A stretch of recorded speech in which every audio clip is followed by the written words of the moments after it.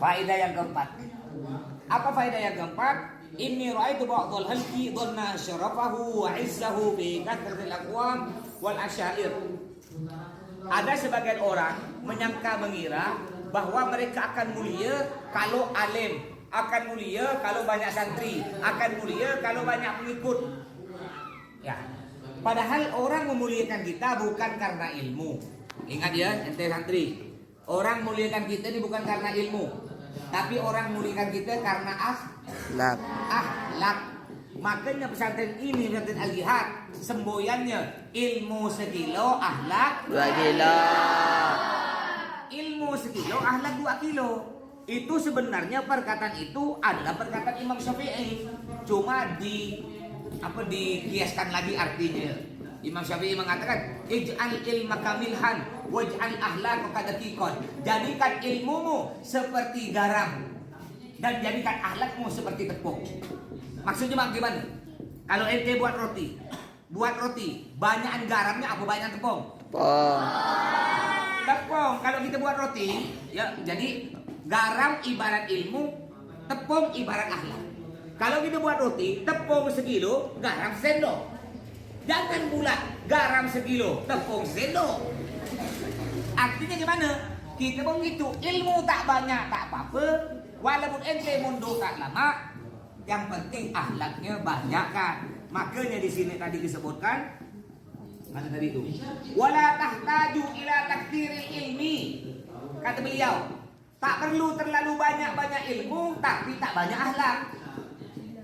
Ingat, ya ente orang zaman dulu, masih heran.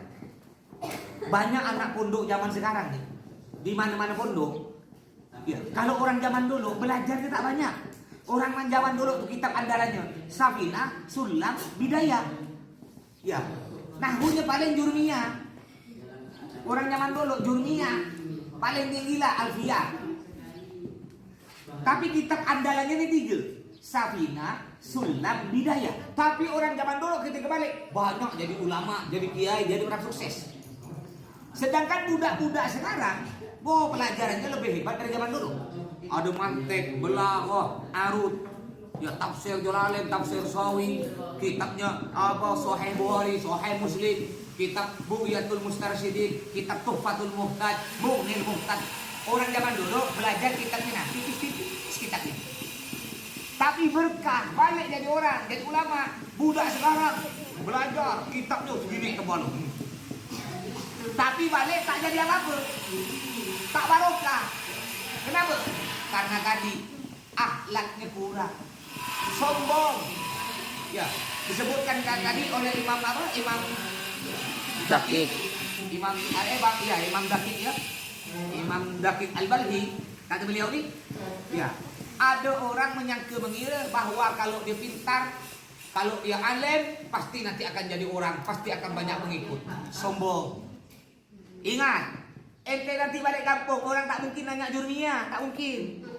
Orang tak mungkin ketika ente balik nih, contoh nanti ente liburan.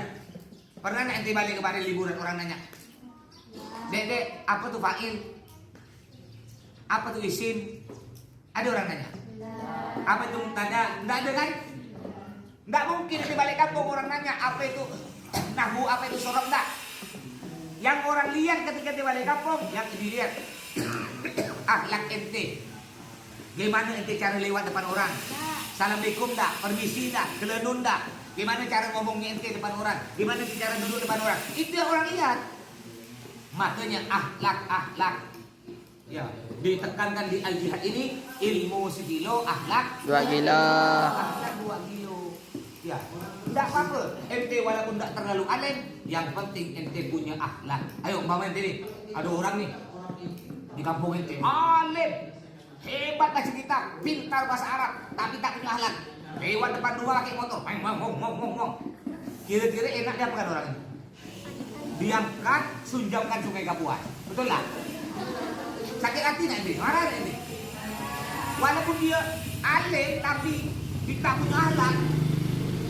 Lewat depan orang tak permisi, ngebut, kena orang tak dihormat. Tapi walaupun dia tidak alim, Bondok cuma 3 tahun, baca kitab tak terlalu pintar, tapi masya Allah punya akhlak. Lewat depan orang, assalamualaikum Pak, permisi Pak ya. Gimana, senang nggak orang? Senang. Sekarang ini banyak orang alim tapi tak punya akhlak. Ya contoh sekarang, contoh lagi nih. Contoh, ada orang alim, pintar, tapi tak punya akhlak kepada keturunan Nabi, tidak punya akhlak kepada para habaib, sampai-sampai berani bilang bahwa Habib itu nasabnya terputus tak jelas. Astagfirullahaladzim. Ya, padahal ulama-ulama sepuh zaman dulu, sekelas Syekhona Holil Bangkalan, sekelas Ki Hasyim Asy'ari, ya pendiri NU, yang terbaru sekelas Kiai Maimun Zubair. Mereka para ulama sepuh, orang ulama-ulama alim yang menelurkan ribuan muridnya alim-alim. Mereka tak pernah mengatakan Habib itu nasabnya terputus. Baru sekarang ya. Makanya ente yang punya akhlak, hati-hati jangan sampai kurang ajar kepada habaib, yang kepada keturunan Nabi Muhammad SAW. Ya? Mas tanya, mau tanya. Kalau ente muliakan Habib, ente hormat kepada Habib, ada yang rugi apa untungnya? Ayo kalau ente ada Habib lewat, ente hormat, ente nunduk, ente cium tangannya. Apakah ente rugi? Apakah kalau ente hormat Habib ada yang hilang dari diri ente? Hah? Apakah kalau ente nyium tangan Habib hidung ente pesek, patah? Apakah kalau ente ada Habib lewat ente berdiri gini, apakah motor ente hilang, duit ente hilang? Enggak. Hah? Apakah kalau ente hormat Habib ente tambah hina? Enggak. Bahkan sebaliknya.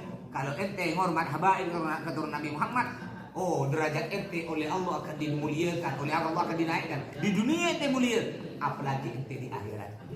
Makanya itu akhlak kepada habaib, akhlak kepada ulama, akhlak kepada kiai, akhlak kepada guru. Ya, akhlak. Enggak ada gunanya ente alim kalau ente tak punya akhlak kepada keturunan Nabi Muhammad SAW. Jadi jangan lupa prinsip al-jihad, semboyan al-jihad, ilmu sekilo, akhlak 2 Kilo. Ilmu tak banyak tak apa, yang penting akhlaknya banyak. Alas.